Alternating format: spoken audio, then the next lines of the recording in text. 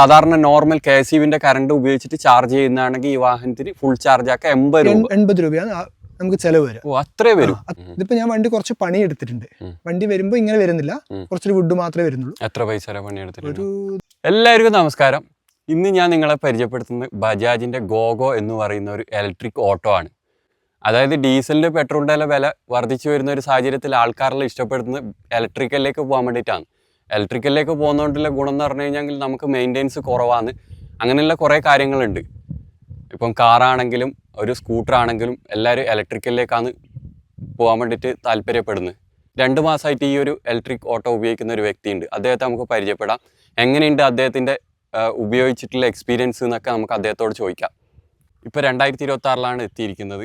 2026 ആൾക്കാരെന്തായാലും ഇലക്ട്രിക്കലിലേക്കാണ് ഇഷ്ടപ്പെടുന്നത്. അതിൻ്റെ പ്രധാന കാരണം ഡീസലിന് നല്ല കുറവുണ്ടായിരുന്നു. പക്ഷേ ഇപ്പോൾ ഡീസലും പെട്രോളും ഒരുപോലെയായി. അപ്പം EV വാഹനങ്ങൾ വളരെ കുറഞ്ഞ മെയിൻ്റെനൻസിൽ നമുക്ക് എടുത്തു കൊണ്ടുപോകാൻ വേണ്ടിയിട്ട് പറ്റുന്നത്. അതുപോലെ തന്നെ മെയിൻ്റെനൻസ് ഇല്ലയെന്ന് തന്നെ പറയാം. നമുക്ക് ഈ ഒരു ഓട്ടോ ഉപയോഗിക്കുന്ന വ്യക്തിനെ നമുക്കൊന്ന് പരിചയപ്പെടാം. ഹലോ, നമസ്കാരം. എൻ്റെ പേര് സജു. ഞാൻ 2 മാസമായി ഇലക്ട്രിക് വാഹനം ഓടിക്കുന്നത്. ഏകദേശം 26 വർഷത്തോളമായി ഞാൻ ഓട്ടോ ഫീൽഡിലുണ്ട്. ഇതിനു മുമ്പ് പെട്രോൾ, ഡീസൽ എന്ന വാഹനങ്ങളിൽ ഓടിച്ചത്. ഇപ്പോൾ കഴിഞ്ഞ ഈ 2 മാസം മുമ്പ് വരെ ഡീസൽ വാഹനം ഓടിച്ചത്. 26 വർഷത്തോളമായി ഓട്ടോ ഫീൽഡിൽ. അതിലൊരു 2-3 വർഷം ആദ്യകാലത്ത് ഡീസൽ വണ്ടി ഉണ്ടായിരുന്നില്ല. പിന്നെ പെട്രോൾ വണ്ടിയായിരുന്നു ഓടിച്ചുകൊണ്ടിരുന്നത്.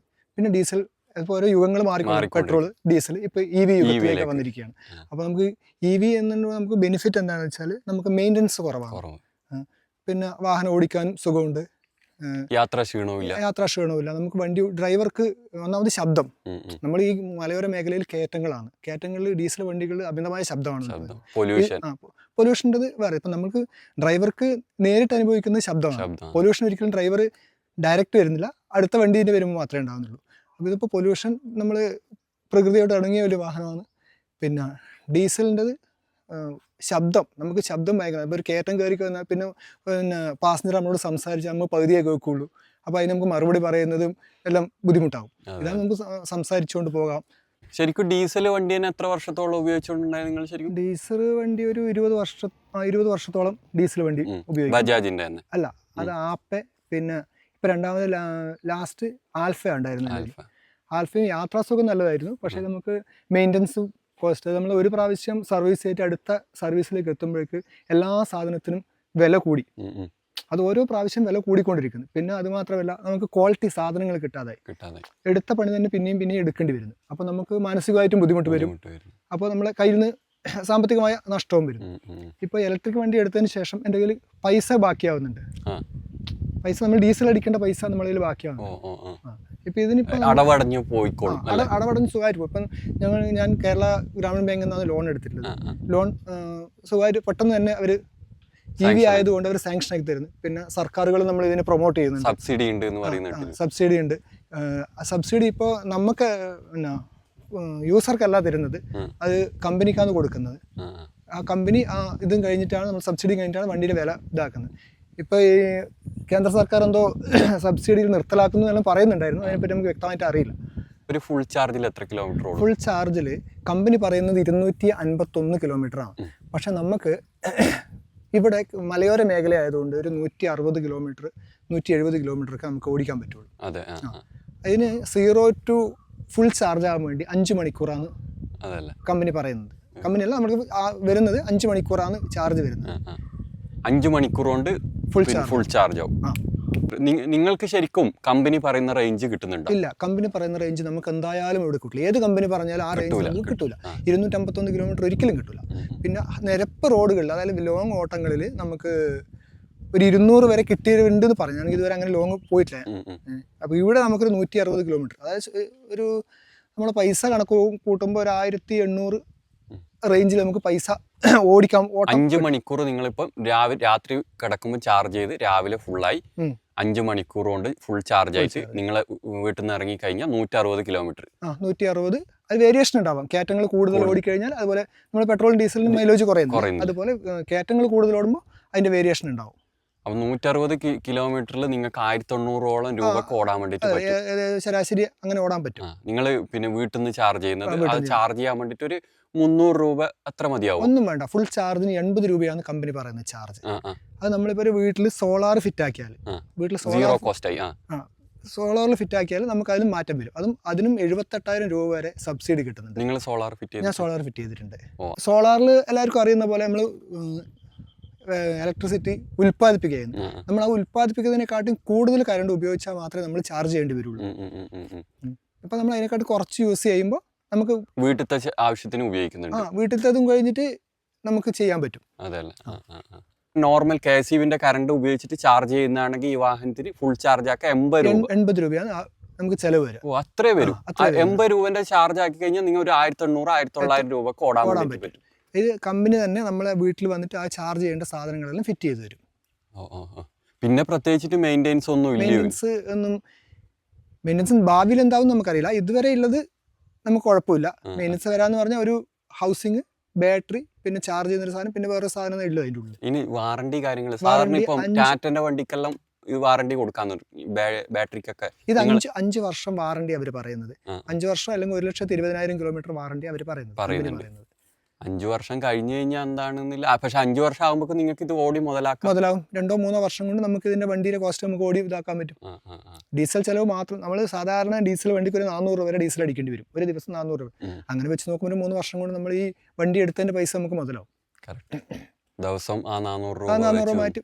ഇപ്പൊ തന്നെ ഒരു 500 രൂപ മാറ്റി വെച്ചാൽ, ഞാൻ സോളാർ ഫിറ്റ് ആക്കിയത് കൊണ്ട് തന്നെ സോളാറിന്റെ പൈസയും വണ്ടിയുടെ ലോണും കൊണ്ട് നമുക്ക് 500 മാറ്റി വെച്ച് കഴിഞ്ഞാൽ നമുക്കത് ചെയ്യാൻ പറ്റും. മറ്റു വണ്ടികളാകുമ്പോൾ നമ്മൾ ഡീസലിൻ്റെ പൈസയും മെയിൻ്റെനൻസും എല്ലാം കഴിഞ്ഞ് വീടുകളിലേക്കുള്ള സാധനങ്ങൾ വാങ്ങിക്കഴിഞ്ഞാൽ നമുക്ക് വൈകുന്നേരം വീട്ടിൽ പോകുമ്പോൾ 1 രൂപ ബാക്കി ഉണ്ടാവില്ല. പലർക്കും ഉള്ളൊരു ഡൗട്ടാണ് പിന്നെ ഇങ്ങനെ ഇലക്ട്രിക് വണ്ടി കയറ്റം കയറില്ല, അങ്ങനത്തെ എല്ലാം ഒരു ഡൗട്ട് ഉള്ള. അതായത് ഞാൻ കുറെ ഇലക്ട്രിക് വണ്ടി കാറുകളുടെ ഒക്കെ റിവ്യൂ ചെയ്തിട്ടുണ്ട്. അവരൊക്കെ പറയുന്നത് ഒരു ഐസ് എഞ്ചിൻ വെഹിക്കിൾ കയറുന്നതിനേക്കാളും ഒരു ഡീസൽ പെട്രോൾ വണ്ടി കയറുന്നതിനേക്കാളും ഡബിൾ സ്പീഡിലാണ് കയറുന്നത്. അത് ഞങ്ങൾക്ക് ഫീൽ ചെയ്തിട്ടുണ്ട്. പക്ഷെ പലർക്കും ഇപ്പോഴും ഉള്ള ഡൗട്ടാണ് ഈ ഇലക്ട്രിക് വണ്ടിയിൽ കയറ്റം കയറില്ല. പക്ഷെ എനക്കറിയാം, പക്ഷെ ആൾക്കാർക്ക് ഡൗട്ട് ഉണ്ട്. അത് എൻ്റെ അനുഭവത്തിൽ തന്നെ ഞാൻ നിങ്ങൾ മലയോരത്ത് തന്നെയല്ല ഓടിക്കുന്നത്? അതെ 26 വർഷവും ഈ മലയോരത്ത് തന്നെ ഓടിച്ചുകൊണ്ടത്. അതായത് ഒരു ഡീസൽ വണ്ടി ഓടുന്നതിന് കയറ്റം വലിക്കുന്നതിനെക്കാട്ടും കൂടുതലായിട്ട് ഈ ഇലക്ട്രിക് വണ്ടി വലിക്കുന്നുണ്ട്. എൻ്റെ അനുഭവത്തിൽ തന്നെ ഞാൻ തന്നെ ഡീസൽ വണ്ടി കൊണ്ട് ഒരാളെയും കൊണ്ട് കയറുന്ന കയറ്റം ഇത് 4 ആളെയും കൊണ്ട് സുഖമായിട്ട് കയറി പോകുന്നുണ്ട്. അത്രയും 4 ആളെയും കൊണ്ട് എത്ര മോഡ് ഉള്ളത് ശരിക്കും? അത് 2 മോഡാണ്, 2 സ്പീഡ് മോഡാണ് ഉള്ളത്. ഫസ്റ്റ് ഡ്രൈവ് മോഡിൽ 42 കിലോമീറ്റർ വരെ സ്പീഡിൽ പോകും. പിന്നെ ഒരു വേറെ മോഡുണ്ട്, ആ മോഡിൽ 55 കിലോമീറ്റർ സ്പീഡ് വരെ പോകാൻ പറ്റും. ആ 55 കിലോമീറ്റർ സ്പീഡിൽ പോകുമ്പോൾ നമുക്ക് മൈലേജ് കുറച്ച് കുറയും. അതായത് പവർ കൂടുമ്പോൾ നമുക്ക് അത് എല്ലാവർക്കും അറിയുന്ന പോലെ തന്നെ മൈലേജ് കുറയും, ഒരു 10 കിലോമീറ്ററിന്റെ വ്യത്യാസം വരും. നിങ്ങൾ ഈ 160 കിലോമീറ്റർ എന്ന് പറയുന്നത് നോർമൽ മോഡ് ഉപയോഗിച്ച് കഴിഞ്ഞാൽ? നോർമൽ മോഡ് ഉപയോഗിച്ചാൽ തന്നെ നമുക്ക് ഓട്ടോമാറ്റിക് തന്നെ കയറ്റങ്ങൾ, ഗിയർ ഓട്ടോമാറ്റിക് തന്നെ മാറും. അത് മാറുകയും ചെയ്യും. അത് കയറ്റം കഴിഞ്ഞ് ഓട്ടോമാറ്റിക് തന്നെ അത് ഡൗൺ ആവുകയും ചെയ്യും, സാധാരണ മോഡിലേക്ക്. അപ്പൊ പവർ കൂട്ടണമെങ്കിൽ നിങ്ങൾക്കൊന്ന് പവർ കൂട്ടണമെങ്കിൽ നമുക്ക് സ്പീഡിൽ എവിടെയെങ്കിലും കുറച്ച് സ്പീഡിൽ പോകണമെന്നുണ്ടെങ്കിൽ നമുക്ക് 55 കിലോമീറ്ററിൽ ആ മോഡിലേക്ക് കിട്ടുന്നുണ്ട്. ഇപ്പൊ ഞാൻ അടുത്തായിട്ട് അറിഞ്ഞ ഒരു കാര്യം എന്ന് പറഞ്ഞു കഴിഞ്ഞെങ്കിൽ ഇപ്പം കോഴിക്കോട് സിറ്റിയിലൊക്കെ 2000 ഇലക്ട്രിക് വാഹനങ്ങളാണ് ഉണ്ടെന്ന്. ഇലക്ട്രിക് വാഹനങ്ങളല്ല, ഇലക്ട്രിക് ഓട്ടോ ഓടുന്നുണ്ട് എന്നാണ് അറിയാൻ വേണ്ടിയിട്ട് പറ്റിയത്. 2000 ഇലക്ട്രിക് ഓട്ടോ. അതുപോലെ കേരളത്തിൽ ഒട്ടുമിക്ക അല്ല, ഇന്ത്യയിൽ, വേൾഡിൽ തന്നെ എനിക്ക് തോന്നുന്നു ഇലക്ട്രിക്കലിലേക്ക് ആൾക്കാരെല്ലാം മൂവ് ആയിക്കൊണ്ടിരിക്കുന്ന ഒരു സാഹചര്യമാണ് ഇപ്പോൾ, അല്ലേ? അതന്നെ, ഇത് ആഗോള താപനം എന്നെല്ലാം പറഞ്ഞിട്ട് ഇപ്പൊ നമ്മൾ ഡൽഹിയിലെല്ലാം ഡീസൽ വാഹനങ്ങൾ ഇതാക്കി. അതന്നെ നമുക്ക് ഓരോ കൂടുന്ന പോലെ നിയമങ്ങൾ കൂടിക്കൂടി വരും. അപ്പോൾ ഇലക്ട്രിക് വാഹനങ്ങളിലേക്ക് എല്ലാവരും മാറേണ്ടതാണ്. മാറേണ്ട ഒരു സാഹചര്യം നിർബന്ധമായിട്ട് വരും. അത് സംബന്ധിച്ചാൽ നമ്മൾ പ്രകൃതിയോട് നമ്മൾ എത്രമാത്രം നമ്മൾ അങ്ങോട്ട് ചെയ്യുന്നു അതുപോലെ നമുക്ക് പ്രകൃതി തിരിച്ചു തരുന്നുണ്ട്. അപ്പോൾ നമ്മൾ ക്രമേണ ഇലക്ട്രിക്കിലേക്ക് മാറുന്നത് തന്നെയായിരിക്കും ഏറ്റവും നല്ലത്. പ്രകൃതി മാത്രമല്ല, ഒരാളെ ജീവിതം ഇപ്പൊ മുന്നോട്ട് പോകണമെങ്കിൽ ഇപ്പൊ ജീവിച്ചു പോകാനുള്ള സാഹചര്യം തന്നെ വളരെ ബുദ്ധിമുട്ടാണ്. നമ്മളിപ്പോ കാർ എടുത്തിട്ട് പോകുന്നുണ്ട്, ഒരു 500 രൂപന്റെ മിനിമം പെട്രോൾ അടിക്കാണ്ട് നമുക്ക്. പ്രകൃതി എന്ന് പറയുമ്പോൾ നമ്മളെ പോലത്തെ ആൾക്കാരെല്ലാം പെട്ടു അതിൽ. പ്രകൃതി എന്ന് പറയുമ്പോൾ എല്ലാവരും പെട്ടു. നമുക്ക് മനുഷ്യന്മാർക്കും ജീവിച്ചു പോകണമെങ്കിൽ പെട്രോളും ഡീസലും അടിച്ചിട്ട് പോകാൻ പറ്റാത്തൊരു സാഹചര്യം. പിന്നെ എൻവയറൺമെന്റ് പ്രൊട്ടക്ട് എല്ലാം കൂടി ആകുമ്പോൾ EV തന്നെയാണ് ബെറ്റർ. അല്ല, ഒരു സാധാരണ ഓട്ടോക്കാരെന്ന് പറയുമ്പോൾ ഇതൊന്നും പിന്നെ വലിയ കാര്യങ്ങളൊന്നും ചിന്തിക്കാതെ അവന്റെ കീശ എന്ന രീതിയിൽ ചിന്തിക്കുമ്പോൾ ഏറ്റവും നല്ലത് ഇത് തന്നെയാണ്. പിന്നെ നിങ്ങളെ സ്റ്റാൻഡിൽ ഇപ്പം പിന്നെ കുറെ ഞാൻ കണ്ടിട്ടുണ്ട്, കുറെ പേര് EVയിലേക്ക് ഇലക്ട്രിക്കലിലേക്ക് വന്നിട്ടുണ്ട്. അവരെല്ലാം നിങ്ങൾ ഇതിലേക്ക് എത്താൻ വേണ്ടിയിട്ടുള്ള കാരണം എന്താണ്? ആരെങ്കിലും പറഞ്ഞു കേട്ടിട്ടാണോ, അല്ല സ്റ്റാൻഡിലുള്ള ആരെങ്കിലും ഇതേപോലുള്ള വാഹനം ഉപയോഗിക്കുന്നത് കൊണ്ടാണ് ഈ ഒരു ഇതിലേക്ക് എത്താൻ വേണ്ടിയിട്ട് കാരണം? അല്ല ഈ നമ്മൾ ഡീസൽ ഒഴിവാക്കിയിട്ട് ഇതിലേക്ക് എത്താൻ? അത് നമ്മൾ ഒരാൾ പറഞ്ഞറിഞ്ഞിട്ടുള്ളതും പിന്നെ നമ്മൾ എക്സ്പീരിയൻസ് ചെയ്തിട്ടുണ്ടല്ലോ അതും. എക്സ്പീരിയൻസ് എന്ന് പറഞ്ഞാൽ പിന്നെ വണ്ടി ഓടിച്ചു നോക്കലും അതിൻ്റെ ടെസ്റ്റ് ഡ്രൈവ് ഒക്കെ ചെയ്തിട്ടാകുമ്പോൾ ഇഷ്ടപ്പെട്ടു. പിന്നെ യാത്രക്കാർ പ്രത്യേകം എന്തെങ്കിലും പറയുന്നുണ്ട് അങ്ങനെ? യാത്രക്കാർ ശബ്ദമില്ലാത്തതിനെ പറ്റി നല്ലൊരു ഇതാ പറയുന്നത്. പിന്നെ പോകുന്ന വണ്ടി അവര് പിന്നെ ഒരു നെഗറ്റീവ് പറയാൻ വെച്ചാൽ പോകുന്ന വരുന്ന അറിയുന്നില്ല. പിന്നെ എന്താ വെച്ചാൽ അടുത്ത നമ്മള് റോഡ് വാഹനങ്ങൾക്കാണ് പ്രാമുഖ്യമുള്ളത്. അപ്പൊ ജനങ്ങൾ കുറച്ചും കൂടി ശ്രദ്ധിക്കണം. അടുത്ത കാലത്ത് അത് യാത്രക്കാരായിരിക്കൂല പറയുന്നത്, അത് റോഡിലെ പോകുന്ന ആൾക്കാർ ചിലപ്പോൾ പറയുന്നുണ്ടാവും ഇതിന് സൗണ്ട് ഇല്ലാത്തതുകൊണ്ട് പെട്ടെന്ന് കാണുന്നില്ല, അറിയുന്നില്ല എന്നാ പറഞ്ഞത്. അപ്പൊ ജനങ്ങൾ റോഡിലേക്ക് ഇറങ്ങുമ്പോൾ കുറച്ചും കൂടി ശ്രദ്ധിക്കണം. റോഡിൽ പ്രധാനം വാഹനങ്ങൾക്കാണ്. അപ്പൊ ഈ ജനങ്ങള് ഒരുമാതിരി പിന്നെ ഒട്ടും ശ്രദ്ധിക്കാതെ പുറത്തിറങ്ങുന്നവർക്ക് ബുദ്ധിമുട്ട് വരും. ശബ്ദമില്ല, ഫോണൊക്കെ ഉപയോഗിച്ചുകൊണ്ട് അപ്പൊ ഡ്രൈവർക്ക് കുറച്ചും കൂടി ശ്രദ്ധ കുറച്ച് കൂടുതൽ വേണ്ടി വരും. ഹോൺ അടിക്കേണ്ടി വരും. നമ്മൾ കുറച്ചും കൂടി ശ്രദ്ധിച്ചിട്ട് ഈ വാഹനം ഓടിക്കേണ്ടി വരും. എനിക്ക് തോന്നുന്നു ഈ യാത്ര ചെയ്യുന്നവർക്ക് കുറച്ചും കൂടെ ഒരു കംഫർട്ട് അല്ല ഇതില്. ആൾക്കാർ പറയുന്നത് എങ്ങനെ, ഇപ്പൊ ലോങ്, ഇപ്പൊ നിങ്ങൾ ഒരു 30-40 കിലോമീറ്റർ ഒക്കെ ഡെയിലി അല്ല ഇടക്കൊക്കെ ലോങ് എത്ര വരെ പോയിട്ടുണ്ട്? ലോങ് പോയിട്ടുണ്ട്. കാഞ്ഞങ്ങാടും ഒക്കെ ലോങ് പോയിട്ടുണ്ട്. കാരണം വെച്ചാൽ നമ്മളിപ്പം ഈ ബസ്സുകൾ കുറെ കൂടുതലുള്ളതുകൊണ്ട് ലോങ് ഓട്ടങ്ങൾ നമുക്ക് കുറവാണ്. പിന്നെ എല്ലാവരും ഇപ്പോൾ എല്ലാ സ്ഥലത്തും ഉള്ളതുപോലെ നമ്മൾ തൊഴിൽപരമായിട്ട് പ്രശ്നങ്ങളുണ്ട്. എല്ലാ വീട്ടിലും വണ്ടി, സ്കൂട്ടി, എല്ലാ വീട്ടിലും വണ്ടികളുണ്ട്. പിന്നെ വെറും സാധാരണക്കാരാണ് നമ്മളെ വാഹനം ഉപയോഗിക്കുന്നത്. പിന്നെ പൊതുവാഹനം എന്ന രീതിയിലേക്ക് ജനങ്ങൾ വരുന്നില്ല. ഒന്നാമത് കൊറോണ എല്ലാം ബാധിച്ചതിന് ശേഷം പൊതുവാഹനങ്ങളിലേക്ക് യാത്ര കുറവാണ്. പിന്നെ തിരിച്ചു വരുന്നുണ്ട്. അപ്പോഴേക്കും എല്ലാ വീട്ടിലും വണ്ടി ആയി കഴിഞ്ഞു. ഞാൻ കുറെ പ്രാവശ്യം ഇതിൽ യാത്ര ചെയ്തിട്ടുണ്ട്. എനിക്കൊരു നല്ലൊരു ഫീലാണ് കിട്ടിയത്. കാരണം എന്ന് പറഞ്ഞാൽ നമുക്ക് ശബ്ദമില്ല, നിങ്ങൾ പറഞ്ഞ പോലെ. പിന്നെ അറിയുന്നില്ല പോകുന്നത്, ഒരു യാത്രാ ക്ഷീണോ കാര്യങ്ങളോ ഒന്നുമില്ല. യാത്രാക്ഷീണമില്ല. അതുപോലെ കാറിൽ യാത്ര ചെയ്യുന്ന പോലെ യാത്ര ചെയ്യാം. പിന്നെ ഒന്നാമത് കാറിൽ യാത്ര ചെയ്താൽ ഇഷ്ടപ്പെടാത്തവരുണ്ട്. ഒന്നാമത് AC ഇട്ടിട്ട് പോകുമ്പോൾ പിന്നെ മൂടിക്കെട്ടിയ സംഭവം. ഞാൻ മറ്റേ ഡീസൽ വണ്ടിയും കൊണ്ട് എയർപോർട്ട് വരെ പോയിട്ടുണ്ട്. കാറിൽ യാത്ര ചെയ്തിട്ട് അവർക്ക് പറ്റാഞ്ഞിട്ട് അവർ എന്റെ വണ്ടിയാക്കി എയർപോർട്ടിലേക്ക് പോയിട്ടുണ്ട്. നമുക്ക് ഇതുവരെ കാറ്റും വെളിച്ചം. ഓൾ കേരള പെർമിറ്റ് എങ്ങനെയാണ്? ഇത് ഓൾ കേരള ഇനി പെർമിറ്റ് പറഞ്ഞ സാധനം ഇല്ല. ഓൾ കേരള ഓടാം, പെർമിറ്റ് ഇല്ല. ഡീസൽ മറ്റു വാഹനങ്ങൾ പോലെ പെർമിറ്റ് ഇല്ല. നമുക്ക് ടാക്സ് വേണ്ട ഇതിന്. ഇൻഷുറൻസ് വേണം, ടാക്സ് വേണ്ട. ചാർജ് എങ്ങനെയാണ് നിങ്ങൾ വാങ്ങിക്കുന്നത്? ഇപ്പം നോർമൽ ഡീസൽ വണ്ടി പോലെ? ഡീസൽ വണ്ടിയുടെ അതേ ചാർജ് ഞങ്ങൾ വാങ്ങുന്നത്. സർക്കാർ പറയുന്ന ഓട്ടോറിക്ഷയ്ക്ക് ഒരു ചാർജ് ഉണ്ടല്ലോ, അത് ഇന്ധനം മാറുന്നത് കൊണ്ട് അത് മാറുന്നില്ല. അതായത് നോർമൽ ഡീസൽ, പെട്രോൾ, ഓട്ടോറിക്ഷയ്ക്കുള്ള ചാർജ് അതേ സാധനം തന്നെയാണ് നമുക്ക് ഇതിന്. നിങ്ങളിപ്പം ശരിക്കും കുറേ EV ഓട്ടോകൾ ഉണ്ടല്ലോ നിരത്തുകളിൽ, മാർക്കറ്റിൽ കുറെ ഉണ്ട്. ബജാജിന്റെ ഗോഗോയിലേക്ക് തന്നെ എത്താൻ വേണ്ടിട്ട് എന്താണ് കാരണം? ശരി, ഒന്നാമത് ബജാജ് എന്നുള്ള ബ്രാൻഡിനോടുള്ള ഒരു വിശ്വാസം പണ്ട് മുതലുള്ള ബജാജ് അറിയപ്പെടുന്ന ബ്രാൻഡ്. പിന്നെ ഈ വണ്ടിയുടെ ഇത് രണ്ടാമത്തെ തലമുറയാണ്. ഫസ്റ്റ് ഇതിനെക്കാട്ട് കുറച്ച് ചാർജ് കുറഞ്ഞിട്ട് ഒരു വണ്ടി ഇറങ്ങിയിട്ടുണ്ട്. അത് സക്സസ് ആയതിനു ശേഷമാണ് ഇവർ രണ്ടാമത്തെ വണ്ടി ഇറക്കുന്നത്. അതായത് നിങ്ങൾക്ക് ഒരു ചാർജിങ്ങിൽ ഇത്ര കിലോമീറ്റർ പോകുന്ന ബാറ്ററി പാക്ക് ആയിരിക്കും. ബാറ്ററി പാക്കിന് 176 അങ്ങനെ എന്തോ കറക്റ്റ് നമുക്ക് അറിയാം. ആ കിലോമീറ്റർ ഓടുന്നൊരു വണ്ടി നിരത്തിൽ ഓടുന്നുണ്ട് ഈ വണ്ടിക്ക് മുമ്പ്. അതിനുശേഷം രണ്ടാമത് ഇറക്കിയ വണ്ടിയാണ് ഈ ബജാജിന്റെ ഗോവ 251 കമ്പനി പറയുന്നത്. ബാക്കി എല്ലാ വണ്ടികളും ഒറ്റ വേനിൽ അതിൽ തന്നെ നിൽക്കുകയാണ്. TVS കുഴപ്പമില്ല എന്ന് പറയും, നമുക്ക് അതിനെ പറ്റി ശരിക്കും അറിയില്ല. അതെല്ലാവരും ഫസ്റ്റ് വണ്ടിയാണ്, ഇത് സെക്കൻഡ് വണ്ടിയാണ്. ജനറേഷൻ ഇത് രണ്ടാമത്തെ ജനറേഷൻ ആയത്, രണ്ടാമത്തെ വണ്ടി ആയതുകൊണ്ട് കുറച്ചുകൂടി നമുക്ക് വിശ്വാസം വരുമല്ലോ. ഇതിന് പ്രൈസ് നമ്മൾ പറഞ്ഞിട്ടില്ല. പ്രൈസ് 4,15,000 രൂപയാണ് വണ്ടിയുടെ വില, ഓൺ റോഡ് വില. അതിൽ നമ്മളെ ഇൻസ്പെക്ഷൻ്റെതും എല്ലാം കഴിഞ്ഞു. നമുക്ക് 4,15,000 കൊടുത്തു കഴിഞ്ഞാൽ എപ്പോഴാണ് വണ്ടി നമ്മളതിൽ കിട്ടുന്നത് പിറ്റേ ദിവസം പോലെ നമുക്ക് വണ്ടി ഓടാൻ പറ്റും. ഇതിപ്പോൾ ഞാൻ വണ്ടി കുറച്ച് പണി എടുത്തിട്ടുണ്ട്.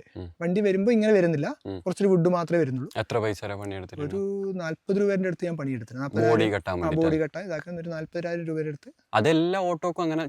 ഓട്ടോറിക്ഷ വരുന്നതെല്ലാം അങ്ങനെയാണ്. അത് ഒരു പ്രധാന ന്യൂനതയാണ്. ബാക്കി ഏത് വണ്ടി എടുത്താലും ഒന്നും ചെയ്യേണ്ട യൂസ് എന്ന് പറഞ്ഞാൽ വരുന്നതാണ്. ഓട്ടോറിക്ഷക്ക് മാത്രമാണ് ഇങ്ങനെ പണിയെടുക്കുന്നുണ്ട്. പക്ഷെ അങ്ങനെ പണിയെടുക്കാത്തവരുണ്ട്. പണിയെടുക്കാതെ വരുമ്പോൾ നമുക്ക് നമ്മൾ ഈ കാലാവസ്ഥ ഭംഗി മാത്രമല്ല, നമ്മുടെ കാലാവസ്ഥയിൽ ചൂട് കൂടുതലായിരിക്കും. മഴയെല്ലാം കുറച്ച് നനയലും ഒക്കെ ഉണ്ടാവും. ഒരു ഷേപ്പായി അല്ല, ഒരു വണ്ടി ഒരു ഷേപ്പായി വൃത്തിയാവും, കുറച്ചും കൂടി ഒരു ഇതാവും. നമ്മൾ സാധാരണ ഇനിയിപ്പം ഏത് നാട്ടിൽ പോലെ വണ്ടി കുറച്ച് ഭംഗിയുള്ള വണ്ടിയിൽ കയറുന്നൊരു നമ്മുടെ ഗ്രാമീണ മേഖലയാകുമ്പോൾ അങ്ങനെയാണ്. മറ്റു സ്ഥലങ്ങളിൽ ക്യൂ സിസ്റ്റം എല്ലാം ആകുമ്പോൾ അങ്ങനത്തെ പ്രശ്നം വരില്ല. നമ്മൾ കേരളത്തിൽ പൊതുവെ തമിഴ്നാടും കർണാടകയും വെച്ച് നോക്കുമ്പോൾ വണ്ടി ഓട്ടോകൾ കുറച്ചുകൂടി ചെയ്യുന്നതെല്ലാം കേരളത്തിലാണ് അധികം. ശരിക്കും വണ്ടി 4,15,000 രൂപ കൊടുത്തിട്ട് എടുത്തു കഴിഞ്ഞെങ്കിൽ നിങ്ങൾ ഒരു 50,000 രൂപന്റെ പണിയും കൂടെ എടുക്കേണ്ടി വരും. എടുക്കേണ്ടവർക്ക് എടുത്താൽ മതി. അതെ, കുറച്ചും കൂടി ഭംഗിയായിട്ട് എടുക്കണമെങ്കിൽ ഒരു 50 രൂപ പണി എടുത്താൽ. ഡീസൽ ഓട്ടോക്കും 4 ലക്ഷത്തി എത്രയാണ് അതിന്റെ പ്രൈസ് വരുന്നത്? 3 ലക്ഷത്തി സംതിങ് ആണ്, 20-25 അങ്ങനെയാണ് ഇപ്പോൾ ഡീസൽ വണ്ടിക്ക് വില. പുതിയ വണ്ടിക്ക് പുതിയ വണ്ടി ചെറിയൊരു വേരിയേഷൻ, ഒരു 80,000 രൂപന്റെ വ്യത്യാസമുണ്ട്. പക്ഷെ അതിൽ എത്രയോ ഇരട്ടിയാണ് നിങ്ങൾക്ക് EV ഉപയോഗിക്കുമ്പോഴുള്ള ലാഭം. ഇതിന്റെ മെയിൻ നമുക്ക് മെയിൻ്റനൻസിന്റെ ആണ്. മെയിൻ്റനൻസിൻ്റെതും സ്പെയർ പാർട്സ് നല്ലത് കിട്ടുന്നില്ല, ക്വാളിറ്റിയിലെ സ്പെയർ പാർട്സ് കിട്ടുന്നില്ല. അതാണ് നമ്മൾ മെയിൻ പ്രശ്നം. അപ്പോൾ ഡീസലിന്റെ വണ്ടികളുടെ പ്രശ്നം സ്പെയർ പാർട്സുകൾ കിട്ടുന്നില്ല. കിട്ടുന്നുണ്ട്, ക്വാളിറ്റി ഉള്ള സാധനങ്ങൾ കിട്ടുന്നില്ല. പിന്നെ ഡീസലിന്റെ വിലയും ബാക്കി എത്രയായി കൂടി വന്ന് പെട്രോൾ പോലെ തന്നെയായി. ഇതിന് മെയിൻ്റെനൻസ് ആയിട്ട് ഇപ്പോൾ ഓയിൽ ചേഞ്ച് ഉണ്ട് അങ്ങനെ. ഇതിൽ ഹൗസിംഗ് ഓയിൽ ചേഞ്ച് ഉണ്ട്. അത് ഫസ്റ്റ് സർവീസിന് ചെയ്ത് കഴിഞ്ഞാൽ പിന്നെ 1,00,000 കിലോമീറ്റർ കഴിഞ്ഞിട്ടാണ് അതിന്റെ ഹൗസിംഗ് ഓയിൽ ചേഞ്ച് ഉണ്ട്. അതിന്റെ പൈസ ഇപ്പം നമ്മൾ 5 വർഷത്തേക്ക് നമ്മൾ ഒന്നും ഇതിന് മുടക്കേണ്ട കാര്യമില്ല. അതിൽ കമ്പനി സർവീസാണ്. പിന്നെ ടയർ ചേഞ്ച് ചെയ്യുക, അങ്ങനെയുള്ള കാര്യങ്ങൾ. ടയർ ഏത് വണ്ടിയായാലും അതിന്റെ ഇതാണ്. ഇപ്പൊ അതിന്റെ ടയറിന്റെ തേയ്മാനം നമുക്ക് പറയാറായിട്ടില്ല, 2 മാസമായിട്ടുള്ളൂ. പക്ഷെ ഞാൻ കേട്ടത് ഇലക്ട്രിക് വണ്ടിക്ക് കുറച്ച് കൂടുതൽ ടയർ തേയ്മാനം കേട്ടിട്ടുണ്ട്. നമ്മൾ ആപ്പ വണ്ടീനെ കാട്ടി ബോഡി വെയിറ്റ് ഇതിനുണ്ട്, വെയിറ്റ് അധികമുണ്ട്. അപ്പൊ അതിന്റെ വെയിറ്റ് അധികമാകുമ്പോൾ അതുപോലെ ടയറിനും തേയ്മാനം അധികം ഉണ്ടാവുന്ന പ്രതീക്ഷിക്കുന്നത്. അത് നമ്മൾ അറിയില്ല. ഇപ്പൊ 2 മാസത്തെ ഞാനിപ്പോ 6,000-7,000 കിലോമീറ്ററിന് അടുത്ത് ഓടി. അപ്പൊ ടയറിന് അങ്ങനെ വലിയ തേയ്മാനം കണ്ടിട്ടില്ല. വേറൊരാൾക്ക് റെക്കമെൻഡ് ചെയ്യുമോ ഇങ്ങനെയുള്ള ഒരു വാഹനം? തീർച്ചയായിട്ടും. എന്തായാലും എൻ്റെ ഒരു ഫ്രണ്ട് വന്നാൽ ഞാൻ എന്തായാലും റെക്കമെൻഡ് ചെയ്യും. വെച്ചാൽ എനിക്ക് അതുപോലെ ഒരു ബെനിഫിറ്റ് കിട്ടുമ്പോൾ എൻ്റെ ഫ്രണ്ടിനും കിട്ടണമെന്ന് ഞാൻ ആശിക്കുന്നു. അതെ. പിന്നെ നെഗറ്റീവായിട്ട് എന്തെങ്കിലും ഇത്ര നാൾ ഒരു 2 മാസത്തെ ഒരു ചെറിയൊരു എക്സ്പീരിയൻസ് ആണ്, എന്നാലും അതിൻ്റെ ഇടയ്ക്കൊന്നും വലിയൊരു നെഗറ്റീവ് പോസിറ്റീവായിട്ടേ ഉണ്ടാവും, എന്നാലും നെഗറ്റീവ് പറയാനുണ്ടാവില്ല. എന്നാലും 2 മാസത്തെ എക്സ്പീരിയൻസിൽ എന്തെങ്കിലും നെഗറ്റീവ് പറയാനെന്ന് വെച്ചാൽ ഇതിന് മറ്റേ സാധാരണ റോഡുകൾ, മെക്കാഡൻ റോഡുകളല്ല, മറ്റേ റോഡുകൾ കുറച്ച് കുലുക്കം അധികം ഉണ്ടെന്ന് ചില ആൾക്കാർ പറയുന്നുണ്ട്. എൻ്റെ വണ്ടിയിലാരും പറഞ്ഞിട്ടില്ല, ഓടുന്ന വണ്ടി കുറച്ച് ബോഡി കുറച്ച് വെയിറ്റ് കയറിയിട്ടുണ്ട്, ഇത് പണിയെടുത്തുണ്ട്. അപ്പോൾ അത്ര വലിയ കുലുക്കമില്ല.